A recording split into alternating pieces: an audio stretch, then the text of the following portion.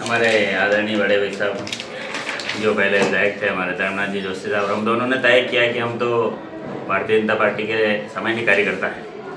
विधायक बनना एक प्रक्रिया है, लेकिन संविधान में आस्था रखने वाले लोग हैं, तो हमने कहा हम कानून का सम्मान करते हैं और हमें न्यायिक मजिस्ट्रेट साहब के सामने पेश होकर के अपनी बात रखनी चाहिए। तो हमने यहाँ आवेदन किया जमानत हो जाए। बाकी हमारे पास ऑप्शन थे, लेकिन ऑप्शन को नहीं इस्तेमाल करते हुए लोक सेवक क्या करते हैं उनका भी न्यायिक मजिस्ट्रेट पता करेंगे। और हमने कहा भी है कि आप वहाँ की वीडियोग्राफी हुई है, उस दिन क्या हुआ था। तो राजनीतिक दबाव में आकर के गलत मुकदमे दर्ज करना एक परंपरा बन गई है। ये परंपरा खत्म होनी चाहिए और वास्तव में कहीं अन्याय हो रहा है तो चाहे कोई भी जनप्रतिनिधि हो, उसको बोलने का अधिकार मिलना चाहिए और वो अपनी बात रख सकता है। तो अभी हमने हमारी बात रखी। हमने जज साहब से निवेदन किया कि आप कोर्ट की जो वीडियोग्राफी है वो मंगवा कर देख के और खुद ही फैसला करें। हाँ तो ठीक, क्योंकि अंदर 50 लोग थे और इंटेंशनली 2 लोगों पर केस दर्ज किया और हमने कुछ भी नहीं कहा। बड़ी साल के विधायक अंदर आए और कलेक्टर ने उंगली बताया, कहा कि एक देखो वो और अंदर आ गया। हाँ। तो मैंने कहा वो सम्मानीय विधायक आप ऐसे कैसे बोल रही हैं, और ये पुलिस का काम आप कर रही है क्या? ये तो पुलिस का काम है, पुलिस रोके उसको। तो 50 लोगों पर केस नहीं दर्ज करके हम 2 को इंटेंशनली उन्होंने केस दर्ज किया और हमको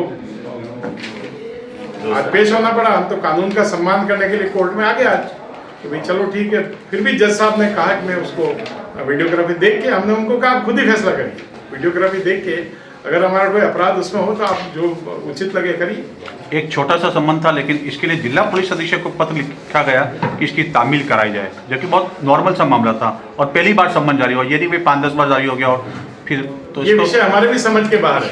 तो ये तो तथ्य जुटाने का विषय कहाँ से क्या हुआ है। फिर भी हम तो कानून का सम्मान करने वाले लोग हैं। जैसे भाई साहब ने कहा, सुरेश जी ने कहा विधायक जरूर बन गए, मैं पूर्व विधायक जरूर तक सामान्य नागरिक की तरह जीने वाले आदमी हम तो, इसलिए आज भी सामान्य नागरिक की तरह जी करके और इसलिए न्यायालय का सम्मान करने के लिए कोर्ट में आए। अभी क्या है कि जैसे जिला कलेक्टर के पास हम गए थे नामांकन दाखिल करने, तो उस समय हमारे सांसद महोदय का नामांकन था। तो नामांकन पत्र पेश करने में मैं खुद प्रस्ताव था, तो मैंने वो नामांकन पत्र जब तत्कालीन जिला कलेक्टर के समय प्रस्तुत किया तो उन्होंने कहा कि आप ये नहीं दे सकते हो। तो मैंने उनसे कहा कि जिलाधीश महोदय आपको नियमों की जानकारी नहीं है कि कैंडिडेट का नहीं होना भी चल सकता है। अगर कैंडिडेट नहीं है जो चुनाव लड़ रहा है, तब भी उसका समर्थक या प्रस्ताव उसके लिए आवेदन कर सकता है। तब कलेक्टर के पास बैठे एक और रिटायर्ड बाबूजी ने उनको समझाया कि मैडम ले लो, तब जाके वो कलेक्टर मानी। और बाकी धर्मनाथ जी विशाल ने पूरी बात बताई। तो क्या नई कलेक्टर थी, उसको नॉलेज नहीं है। तो ऐसे अधिकारियों को भी कोर्ट की तरफ से एक मैसेज जाना चाहिए कि नहीं ठीक है, बाद में जब जांच में आएगा सब्जेक्ट तो उस पर आगे की बातें होती रहेंगी। मगर समय पर कोर्ट के अंदर समन वगैरह गए थे, मगर हो सकता है कि समन तामील नहीं हुए। और जब जो इस समन का जानकारी हुई संबंधित परिवादी और संबंधित इसमें जो बना रखे दोनों एमएलए साहब को, उनको जानकारी होती वो कोर्ट में आ गए।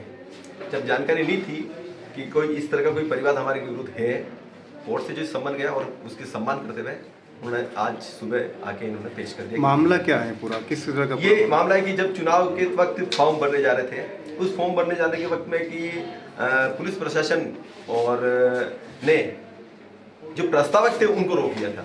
तो इनका कहना था कि हम प्रस्तावक हैं, हमें अंदर जाने दिए, मगर पुलिस प्रशासन नहीं जाने दिया।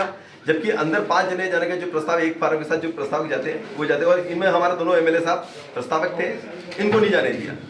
इस बात पे लेकर कलेक्टर साहब से निवेदन किया, मगर प्रशासन, पुलिस प्रशासन इनको भी अनदेखी की और जबरदस्ती ये किसी दबाव में आके इस प्रकार के दोनों एमएलए साहब के खिलाफ परिवाद पेश किया था।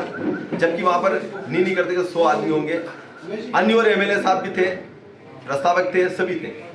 वहाँ तक मैं खुद भी मौजूद था, क्योंकि मैं उस वक्त अभिकर्ता, मैं और IM सेठा साहब दोनों ही उस निर्वाचन के जब सीपी साहब का फॉर्म भरा था। सबसे बड़ी बात है कि आज जो है, जो प्रत्याशी है लोकसभा के, वो सीपी साहब का फॉर्म भरने के लिए दोनों प्रस्ताव यही थे। और आज भी वही MP साहब का प्रस्तावक जो भी माने अपन है, आज उनको कैंडिडेट बनाया गया था। ये तो प्रस्ताव के लिए प्रस्तावकों को जो रोका गया, इसकी जानकारी विधिक कार्रवाई के लिए आपने चुनाव आयोग में कोई शिकायत दर्ज कर लिया? उसी वक्त निर्वाचन अधिकारी जो थे हमारे कलेक्टर साहब, उनको उसी वक्त मुख्य निर्वाचन चतुर के उनको हमको रोका गया, उन्होंने फिर अलाउ किया और बाकायदा हम अंदर गए। और उसमें मीडिया कर्मी सभी मौजूद थे और ये सब सारी चीज आपने देखी थी। ये चीज